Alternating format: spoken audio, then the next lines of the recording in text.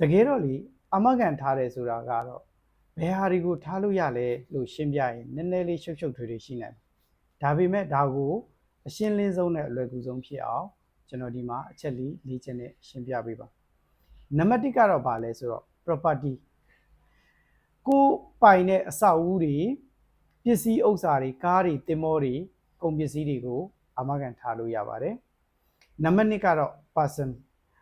ကိုယ်တိုင်တော့၎င်းကိုယ့်ရဲ့ဇနီးမယားသားခင်မွန်းနောက်ကိုယ့်ရဲ့ခြေလက်အင်္ဂါအစိတ်ပိုင်းကိုယ့်ရဲ့ကျန်းမာရေးဒါတွေကိုလည်းအာမခံထားလို့ရပါတယ်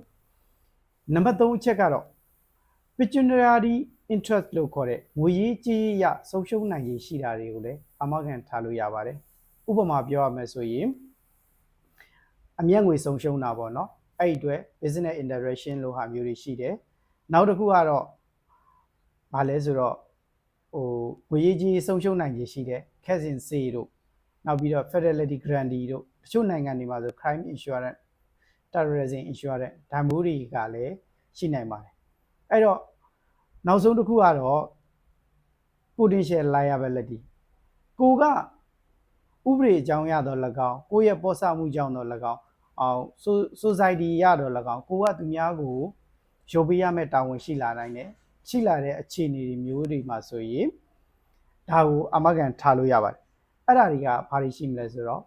public liability အများသူငါကိုထိခိုက်တာရှိမယ်product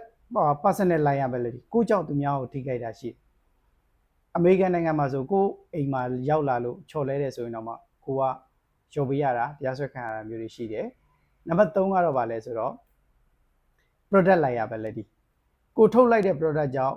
အများသူငါထိခိုက်သွားနိုင်တာတွေဆုံးရှုံးသွားနိုင်တာတွေဆိုရင်ဒါကိုကရုပ်ပေးရမယ့်တာဝန်ရှိတယ်ဒီတာဝန်ရှိမှုအတွက်ကိုအာမခံထားလို့ရတယ်နံပါတ်4ချက်ကတော့ professional liability ရှေ့နေတွေ engineer တွေဆရာဝန်တွေသူတို့ရဲ့အလုပ်ဆောင်ချက်ဆုံးဖြတ်ချက်တွေကြောင့်မလို့သူများကိုထိခိုက်နစ်နာသွားရင်ရုပ်ပေးရမှာတွေအတွက်လည်းအာမခံထားလို့ရတယ်ဆိုတော့ပြန်ချုပ်ကြည့်ရမယ်ဆိုရင် property ရှိမယ် person ရှိမယ် pecuniary ရှိမယ်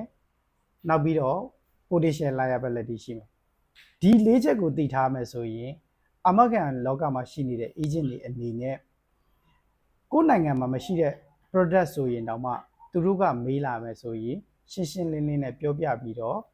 ရှင်းလင်းပေးနိုင်မှာဖြစ်ပါတယ်ကျေးဇူးတင်ပါတယ်